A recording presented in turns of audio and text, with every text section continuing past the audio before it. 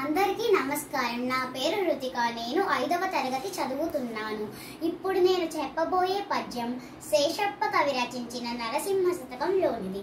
తల్లి గర్భము నుండి ధనము తేడెవ్వడు, వెళ్ళిపోయడి నాడు వెంట రాదు.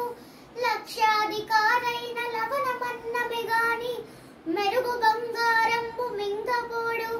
విత్తమార్జన చేసి విల్లవీగుటె గాని, కూడబెట్టిన సొమ్ము కొడువబోడు.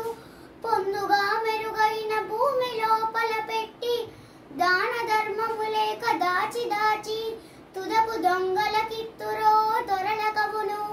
తేనె జుంటి గలీయవా తెరువరులకు, భూషణ వికాస శ్రీధర్మపుర నివాస, దుష్ట సంహార నరసింహ దురిత దూర.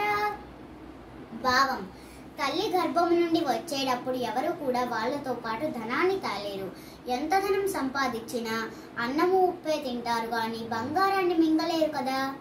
ఎట్లా అయితే తేనెటీగలు కూడబెట్టుకున్న తేనంతా పరుల పాలైనట్లు, ఒక మనిషి తను చనిపోయేటప్పుడు తను సంపాదించుకున్న ధనమంతా పరుల పాలే కదా.